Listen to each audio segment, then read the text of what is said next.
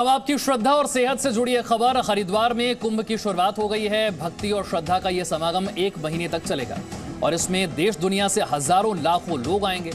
हालांकि उत्तराखंड सरकार ने हरिद्वार से लेकर पूरे प्रदेश में कोविड को लेकर बड़ी तैयारियां भी की है। कोविड काल में हरिद्वार का सुरक्षित कुंभ।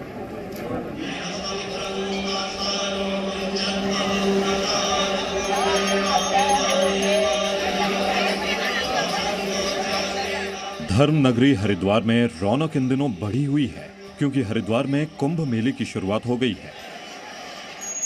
लेकिन कोविड का असर कुंभ मेले में भी दिख रहा है।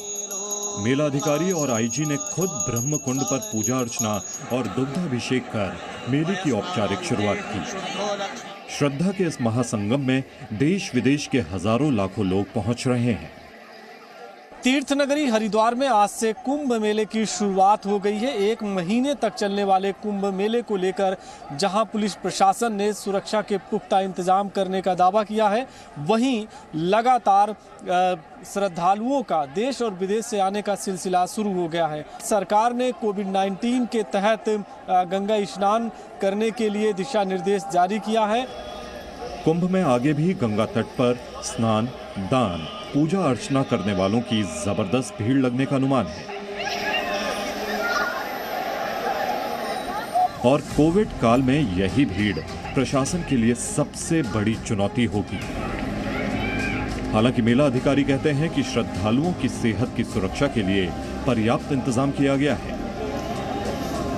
हमारा ये प्रयास रहा है कि हर 200 मीटर पे एक पानी का स्टैंड पोस्ट हमको मिले ताकि लोग पानी पी सकें। अलग अलग क्षेत्रों में टॉयलेट्स डिप्लॉय किए गए हैं। जहाँ भीड़ भाड़ ज़्यादा है वहाँ पे मोबाइल टॉयलेट्स लगाए गए हैं। अलग अलग सेक्टर्स में साफ़ सफाई के लिए हमारे जो स्वच्छता कर्मी हैं उनका डिप्लॉयमेंट हुआ है। 4000 से ऊपर डस्टबिन्स डिप्लॉय किए गए हैं ताकि जो मेला क्षेत्र है वो साफ सुथरा दिखे। प्रशासन के दावे के हिसाब से मेले के शुरुआत के दिन हरिद्वार में श्रद्धालुओं के लिए पर्याप्त इंतजाम दिखा और श्रद्धालु भी खुश दिखे।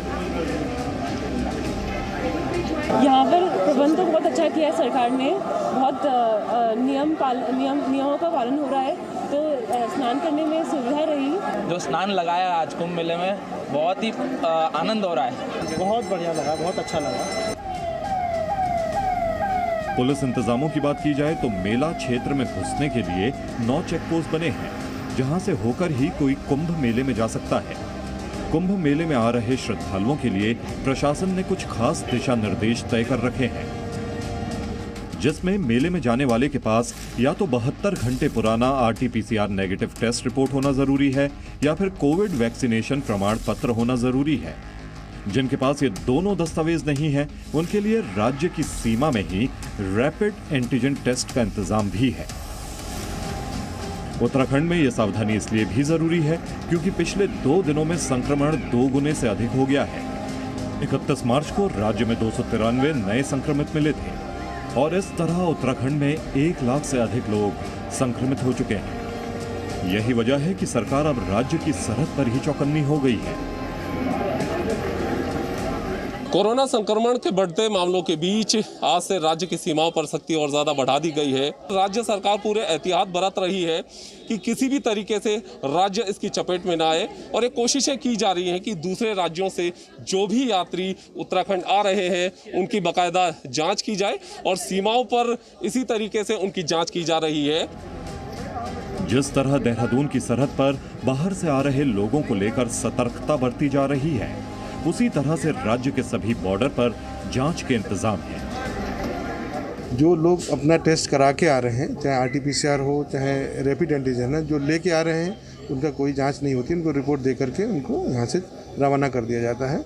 जिनकी जांच नहीं है उनको यहाँ पर रोक करके उनको जांच कर दिया जाता है। पुष्टि की जाती है कि वो इन्फेक्शन तो नहीं है उनको कोरोना का।